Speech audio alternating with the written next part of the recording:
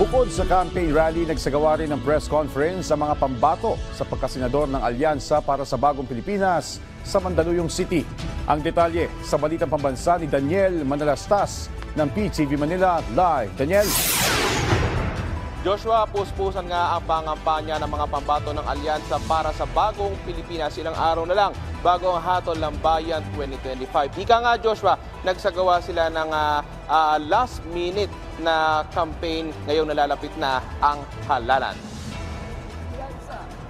Sa huling press conference ng mga pambato ng Alyansa para sa Bagong Pilipinas, binalikan nila ang nagdaang kampanya mula noong Pebrero at naniniwala sila malaking bagay ang presensya ng Pangulo na nangangampanya para sa kanila.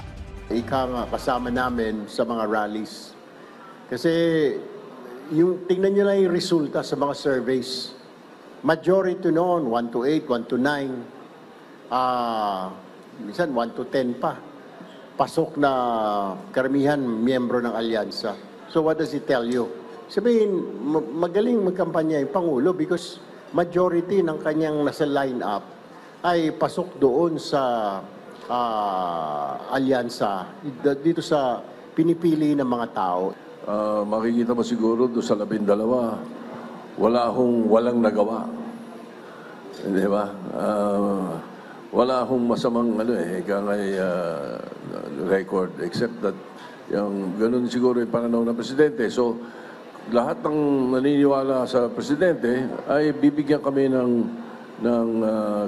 pagkakataon at titignan din ang aming karanasan at hikain, ano ang mga plano namin gawin, yung aming track record at yung aming experience. So malaking bagay yan, malaking tulong sa amin yun. Iba yung Pangulo ng Pilipinas ang naniniwala sa iyo. Napakahalaga. Alam mo, tuwing maalala ko yung suportang binigay sa amin ng Pangulong Marcos, kinikilabutan ako. I'm having goosebumps. No? Because talagang totohanan at talagang unequivocal yung kanyang suporta sa slate. Una-una kaming 12 no? Hindi kami nagpresenta eh. Talagang pinili nila na kami mabasama doon sa slate. Yan ang isang masasabi ko. Sa naging 16 na campaign rallies na ginawa ng grupo, satisfied naman daw ang ilang kandidato. Hindi rin daw nila minamasama kung hindi man napili ng ilang religious groups na i-endorso. So ang attitude ko, dalin man o hindi, igalang natin yung kanilang pasya. At kami naman, ako matagal na marami tayong kaibigan sa INC, mananatili pa rin kaming kaibigan nila maski hindi kami dinala. May kanya-kanya silang pananaw eh. So, meron din silang kanya-kanyang gustong tulungan. Ganun eh. So, to each his own. Alangan ba naman, ipangangalandakan ko ang sarili ko sa kanila kung ayaw naman nila ng pamunuan. So, what I'm going to do na lang siguro is we just have to pray. Diba? Told my loved ones to pray on Monday na pumasok tayo. That's what I did. Diba? Nasa itaas pa rin ang awa. Ang ilang pambato ng alyansa naman puspusan sa pag-iikot. Si dating Senador Manny Pacquiao nagtungo sa Bukidnon at iginiit sa mga residente na nais niyang maramdaman ang ginhawa ng mga ito at magkaroon ng payapa at maayos na buhay.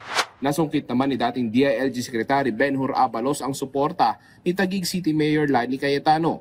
Lubos din ang pasasalamat ni Mayor Abby Binay sa mga sumusuporta sa kanyang pangampanya. Sinuyod naman ni Senator Francis Tolentino ang Laguna at Cavite. Nag-motorcade si Tolentino sa Cavite habang dumalo siya sa isang pulong sa Laguna kung saan binigyan diin ang pagtugon sa mga pangailangan ng bawat pamilyang Pinoy. Ilang araw naman bago ang Hatol ng Bayan 2025, panawagan ni Senador Bong Revilla. Nananawagan tayo sa ating mga kababayan na lumabas at bumoto. Isa itong mahalagang tungkulin ng bawat isa.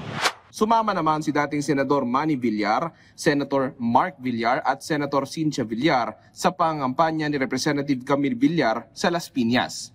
Hinggil naman sa bagong Santo Papa, dalangin ni Senador Lito Lapid na sana raw ay maging kasangkapan ng may kapal ang bagong Santo Papa upang mapangalagaan ang mga mananampalataya.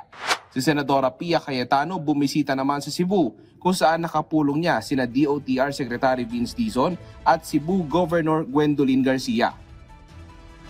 ongoing naman yung meeting di avance na isinasagawa dito nga sa Mandaluyong City kung saan dumating na yung mga pambato ng Alyansa para sa Bagong Pilipinas at nagsasagawa na sila ng kanilang mga talumpati. Joshua?